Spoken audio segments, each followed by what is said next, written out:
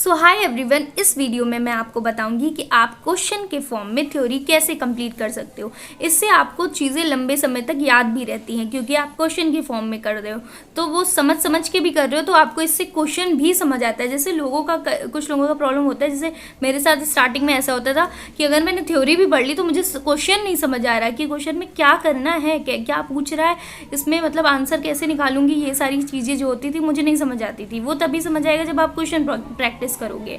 तो अब उसमें देखो, वैसे तो सबका अपना अपना तरीका होता है, आप कोई भी तरीका फॉलो कर सकते हो, बस चीज़ें याद होनी चाहिए, यही होता है लास्ट में। तो आप कर सकते हो जैसा मन वो। मैं आपको सिर्फ ये एक एडवाइस दे रही हूँ कि आप ऐसे भी कर सकते हो अगर आपको ये सही लगता है तो। बाकी इस वीडियो में आप देखिए कि मैं क्या बता रही हूँ, कैसे बता रही हूँ, और जो बता रही हूँ विजय एजुकेशन की बुक का ही है क्वेश्चन, और वही क्वेश्चन सेम देखना। मतलब नीट के PYQ में भी है, मतलब वहीं से उठाए हैं। और मतलब आप कोई भी देखो, चाहे JEE का हो, चाहे नीट का हो, किसी का भी हो, क्वेश्चंस वही होते हैं, क्योंकि बात वही पूछ रहा है। NCERT से ही पूछेगा, बाहर से नहीं पूछेगा। बस क्वेश्चंस को थोड़ा सा हार्ड और टफ किया जाता है, इधर उधर घुमा के बात वही ही पूछी जाती है। लेकिन नर्सिंग में ऐसा कुछ नहीं होगा। नर्सिंग में आपका सिंपल ही आएगा, सीधी बात वाला, मतलब सीधी बात, नो बकवास, इस टाइप से। तो उसमें क्या होता है कि घुमा घुमा के पूछे जाते हैं। नीट में और JEE में आपके में ऐसा कुछ नहीं होगा। 1 ही मिनट का समय होता है, तो उस हिसाब से क्वेश्चन बनाया जाएगा। कुछ ऐसा एक्स्ट्रा ऑर्डिनरी नहीं बना देंगे। तो अब आप सीखिए इसको और कमेंट में बताइएगा ये आपको तरीका कैसा लगा। और आप अपनी भी एडवाइस रख सकते हो, जैसे कोई चीज़ है वो मुझे भी समझ आएगा, मतलब मुझे भी सीखने को कुछ मिलेगा। तो ओके, तो देखिए, तो ये 4 क्वेश्चंस दिए गए हैं और ये है विजय एजुकेशन की बुक। उसमें से ये 4 क्वेश्चन मैं आपको हाइड्रोकार्बन चैप्टर का बता रही हूँ। तो देखो, सबसे पहले ये 25 वाला देखते हैं। इसमें क्या लिखा है क्वेश्चन में लिखा है कि benzene react with n propyl chloride in the presence of anhydrous AlCl3 to give, और ये ऑप्शन आपको दे रखे हैं। अब देखो कैसे आप थ्योरी इससे कर सकते हो, वो चीज़ मैं अभी आपको बताती हूँ। सबसे पहली चीज़, जहाँ पर आपको ये वाला रिएक्शन आप पहले YouTube पर सर्च करोगे, उसका क्वेश्चन आएगा। अब वो आपको इसमें की थ्योरी बताएंगे, यानी की कंसेप्ट बताएंगे। तो जाकर के उन की कंसेप्ट को समझो। अब मैंने इसके मतलब ये जो बेंजीन वाला था, इससे मैंने की कंसेप्ट इसका क्या समझा। पहली चीज़ तो ये जो रिएक्शन है वो बेंजीन की प्रॉपर्टीज़ में आती है, ठीक है। उसमें आपको एनहाइड्रस AlCl3 वाला दिख जाएगा। तो जहाँ पर भी पहली चीज़ ये है इलेक्ट्रोफिलिक सब्स्टिट्यूशन रिएक्शन, और इलेक्ट्रोफिलिक सब्स्टिट्यूशन रिएक्शन है। तो अब तुम लोग क्या करो कि पहले जाके समझो इलेक्ट्रोफिलिक सब्स्टिट्यूशन रिएक्शन क्या होती है। जैसे ही वो आप समझ लोगे तो उसमें ये बताएगा आपको कि ये बेंजीन और उनके डेरिवेटिव्स होते हैं। और जहाँ पर आपको AlCl3 एनहाइड्रस दिखे, FeCl3 एनहाइड्रस दिखे, ZnCl3 एनहाइड्रस दिखे, वहाँ पर ही इलेक्ट्रोफिलिक सब्स्टिट्यूशन रिएक्शन होती है। और मोस्टली आपको AlCl3 दिखाई देगा, ठीक। तो जाके वो रिएक्शन समझो कि कैसे यहाँ पर तुम्हारा ये आइसोप्रोपाइल बेंजीन बन रहा है, ठीक। एक चीज़ आपको समझ आई कि जाके पहले रिएक्शन देखो, ये कहाँ की रिएक्शन है। जब YouTube पे आप सर्च करोगे तो वहाँ पे आपको पता चल जाएगा।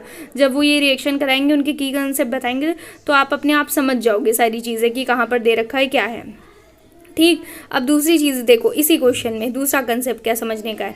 यहाँ क्या लिखा है, आइसो, ठीक है। और ये नॉर्मल इसको कहते हैं, नॉर्मल प्रोफाइल है ना, एन प्रोफाइल को नॉर्मल प्रोफाइल कहते हैं। तो अब जाके पता करो ये आइसो, नियो, ये जो नॉर्मल, ये सारे जो ग्रुप कि ये तीनों ग्रुप आइसो, नियो और नॉर्मल कैसे दिखते हैं, वो जब पता कर पाओगे तभी तो क्वेश्चन समझ पाओगे।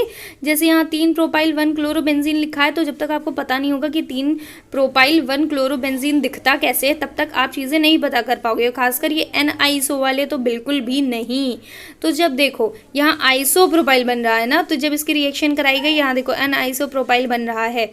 अब एन आइसोप्रोपाइल जो बन रहा है, तो ये आप जब डायग्राम में ड्रॉ करोगे, या जब आपको ये रिएक्शन पता होगी कि एनहाइड्रस AlCl3 के साथ होगा और एन प्रोपाइल क्लोराइड दे रखा है। यहाँ पर एन प्रोपाइल क्लोराइड के अलावा बहुत कुछ दे सकता है, कुछ भी चेंज कर देगा। बस एनहाइड्रस AlCl3 आपको याद रखना है। तो एनहाइड्रस AlCl3 याद रखो, इलेक्ट्रोफिलिक सब्स्टिट्यूशन रिएक्शन क्या होता है ये याद रखो। ये दोनों जब याद रखोगे तो अपने आप जब रिएक्शन कराओगे तो आपको समझ आ जाएगा कि हमारा प्रोडक्ट क्या बनेगा। इससे ये चीज़ पता चली। दूसरा चीज़ अब देखो क्या होता है। यहाँ पर जैसे मैंने ये साइड में लिख रखा है, जैसे H2SO4 है तो ये सल्फोनेशन वाला हो जाएगा, नाइट्रेशन वाला हो जाएगा, H2SO4 + HNO3 है, और ये वाला अब्सेंट होता है एलाइन में और मेटा डायरेक्टिंग ग्रुप्स में। एनिलीन में, एलाइन में नहीं। हाँ, फिर देखो अब दूसरा क्वेश्चन। अब इसी को एक क्वेश्चन से कितने कंसेप्ट सीखे। पहले इलेक्ट्रोफिलिक सब्स्टिट्यूशन रिएक्शन समझ लिया, और ये जो बेंजीन की प्रॉपर्टी का ये वाला रिएक्शन दिया था इसको जाके समझ लिया, तो ये चीज़ें समझ आ गई और प्लस क्वेश्चन भी समझ आ गया। अब इस टाइप का क्वेश्चन दिखेगा तो चीज़ें बस केवल आपका एनहाइड्रस AlCl3 ही दिया रहेगा, बाकी ये चीज़ आपकी चेंज हो सकती है। एन प्रोपाइल क्लोराइड जो लिखा हुआ है, बाकी सब कुछ वैसा ही रहेगा। अब दूसरा वाला क्वेश्चन देखो, a compound is treated with NaNH2 to give sodium salt. अब पहली चीज़ ये देखो कि ये सोडियम सॉल्ट जो लिखा है, सॉल्ट कौन देते हैं, ये वाला कंसेप्ट समझो। तो जब बेस और प्लस एसिड मिलता है तो ये हमें सॉल्ट देता है, ठीक। तो ये चीज़ समझ आई। अब जो ये NaNH2 दे रखा है ये स्ट्रॉन्ग बेस है। अब ये पहले पता लगाओ कि स्ट्रॉन्ग बेस, स्ट्रॉन्ग एसिड क्या होते हैं और एसिड बेस किसे कहते हैं। अब इसको जाकर के पहले सर्च करो कि एसिड क्या है, बेस क्या है, ठीक। तब ये सॉल्ट आपको समझ आएगा कि एसिड बेस मिला, सॉल्ट बना, और ये जो NaNH2 है ये स्ट्रॉन्ग बेस हमने इसको कैसे कह दिया। तो पहला कॉन्सेप्ट आपको ये मिल गया। दूसरा यहाँ देखो, जैसे मैंने क्या लिखा है, एसिडिक ऑर्डर भी इसी में लिखा है, क्योंकि एल्काइन ज़्यादा होता है एल्कीन से, फिर एल्केन होता है। तो इससे आपको एसिडिक ऑर्डर पता चला। दूसरा पता चला कि एसिड बेस क्या होता है, वो पता चला। अब तीसरा देखो, अब कुछ लोगों को ये है C2H2 लिखा है, C2H6 लिखा है, C6H6 लिखा है, ये कैसे दिखते हैं वही नहीं बनाना आता। तो इसको भी सीखो। जैसे कार्बन है, कार्बन की 4 वैलेंसी पूरी होनी चाहिए, उसको देख के ही आपका ये स्ट्रक्चर बनता है। तो स्ट्रक्चर आपको बनाने आने चाहिए। तो एक क्या इस क्वेश्चन में समझ आया, स्ट्रक्चर पता करो, एसिड बेस क्या होता है वो पता करो, सॉल्ट कौन बनाता है वो पता करो। जैसे एल्काइंस है, एल्काइन का एसिडिक नेचर ज़्यादा होता है, तो यहाँ पे एल्काइन यही है और इसमें एल्काइन नहीं है, तो इसका आंसर यही हो जाएगा। और दूसरी चीज़ ये देखो, ये जो क्वेश्चन है नीट PYQ है, और इसके ऊपर वाला भी नीट PYQ है, ठीक। और ये जेई मतलब जेई और नीट इसी सब में ऐसे वाला क्वेश्चन पूछा जाता है। तो अब इसमें ये तुमको समझ आया होगा कि ये विजय एजुकेशन की बुक है, इसमें नीट के PYQ ही दे रखे हैं, क्वेश्चंस वही होते हैं।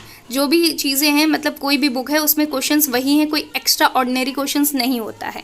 मतलब हाँ, थोड़ी चीज़ें चेंजेस आती हैं, बट आपको अधिकतर क्वेश्चन यही दिखते हैं। जैसे इन्होंने नीट के PYQ ही ले रखे हैं ना, और है कौन सी बुक, नर्सिंग की बुक है, तो वही चीज़ है ना, हर चीज़ तो वही आ रही है। आप चाहे नीट के PYQ सॉल्व कर लो या ये बुक लो या कुछ भी करो, वो ठीक है।